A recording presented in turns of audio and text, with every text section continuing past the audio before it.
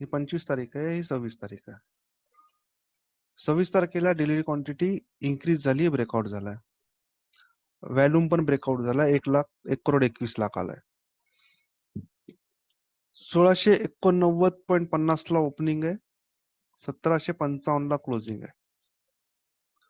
Low बनलाय 1671.20, हाय बनलाय 1843.45. Next day delivery quantity decrease आहे, हे पण डिक्रीज आहे. पण या दिवशी हे 2 पी माझे कंप्लीट झालेत. तर तिसरा पी म्हणजे हाय किंवा लोच्या खाली क्लोजिंग व्हायला पाहिजे, 1843.45 चा हाय ब्रेकआउट व्हायला पाहिजे, किंवा 1671.20 चा लो ब्रेकआउट व्हायला पाहिजे. या दिवशी ब्रेकआउट झाला का लो?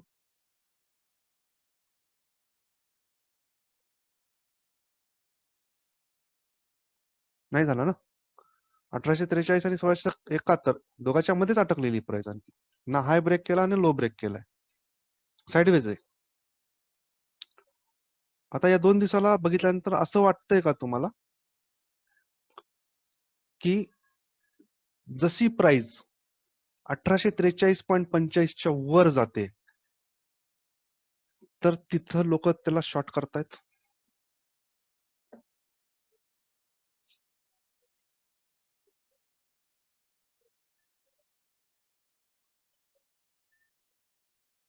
कारण कालच्या दिवशीचा जो हाय होता तो 1849.65 आहे.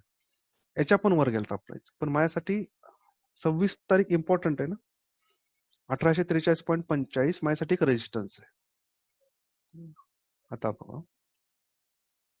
आता मी परत चार्ट वरती जातो.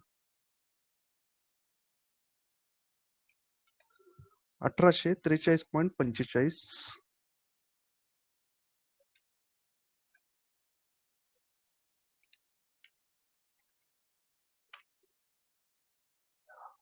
ही प्राइस माझ्यासाठी रेजिस्टन्स आहे,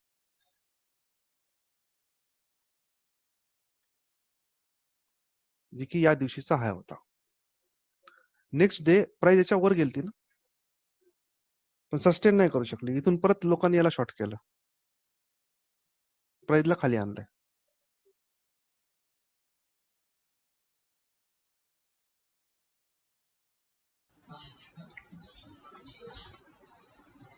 नमस्कार मित्रांनो, आजचा दिवस आणि वेळ तुम्ही माझ्या स्क्रीनवरती बघू शकता. आजचा दिवस आहे सोमवार 30 मार्च 2020 आहे आणि सकाळी 10:06 झालेले आहेत. आणि आज HDFC बँकेने एक वीक ओपन दिले, म्हणजे गॅप डाऊन ओपनिंग केलेली आहे. त्यासोबत मार्केटने पण आज गॅप डाऊन ओपनिंग केलेली आहे. त्यामुळे आपण HDFC ला एक शॉर्ट ट्रेड करत आहोत. तर प्राइसनी ओपनिंग देऊन परत तो वर जाण्याचा प्रयत्न केला होता, पण प्राइस वर सस्टेन नाही झाली. प्राइस इथून आता खालच्या दिशेने ट्रेड करत आहे. आपण 1685 रुपयाला एक शॉर्ट ट्रेडची एंट्री घेतलेली आहे. या ठिकाणी आपण 100 क्वांटिटी शॉर्ट केलेल्या आहेत. त्यासोबतच जो आजचा आपला स्टॉप लॉस आहे तो 1695 रुपये.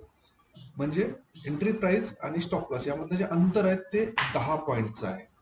म्हणजे आपण 1000 रुपयाच्या स्टॉप लॉस वरती काम करतोय, कारण मार्केट खूप हाय वोलाटाईल आहे.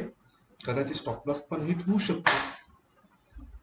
त्यामुळे आपण स्टॉप लॉस जरासा 10 पॉईंटचा लावलेला आहे. आता त्यासोबतच जे आपलं इंट्राडेचं टार्गेट राहील मित्रांनो, इंट्राडेचं टार्गेट आहे ते आपण या ठिकाणी प्लेस केले 1606 रुपयाला. तर बघूया मित्रांनो, आजच्या इंट्राडे मध्ये आपल्याला टार्गेट मिळतं का आपला स्टॉप लॉस हिट होतो. Let's watch. Welcome back friends. आजचं मार्केट जे हाय ओलाटेल आहे, हाय ओलाटेल असल्यामुळे आपण आपलं टार्गेट थोडंसं रिवाइज केले. जे आपण 1606 ला टार्गेट लावलं होतं ते आपण टार्गेट रिवाइज करून 1635 ला लावलंय. आणि या ठिकाणी आपलं रिवाइज टार्गेट हिट झालेलं आहे. पण या ठिकाणी एक सपोर्टचं फॉर्मेशन होतं. मला वाटलं की या ठिकाणी प्राइस सपोर्ट घेऊ शकते, म्हणून मी माझं टार्गेट रिवाइज केले. टार्गेट जरी रिवाइज केलं तरी आपण या ट्रेडमध्ये 10 पॉईंटचा स्टॉप लॉस लावला होता आणि या ठिकाणी आपण 50 पॉईंट अर्न केलेले आहेत, 1685 पॉईंट 1635 पर्यंत. तर आपण या ठिकाणी रिस्क आणि रिवॉर्ड रेशो जर बघितला तर 1:4 चा ट्रेड माझा या ठिकाणी सक्सेसफुल झालेला आहे. या ठिकाणी मी लिहितो रिस्क रिवॉर्ड रेशो 1:4. म्हणजे जो प्राइसला मी स्टॉप लॉस लावला होता, जितके पॉईंट होते ते 10 पॉईंट होते.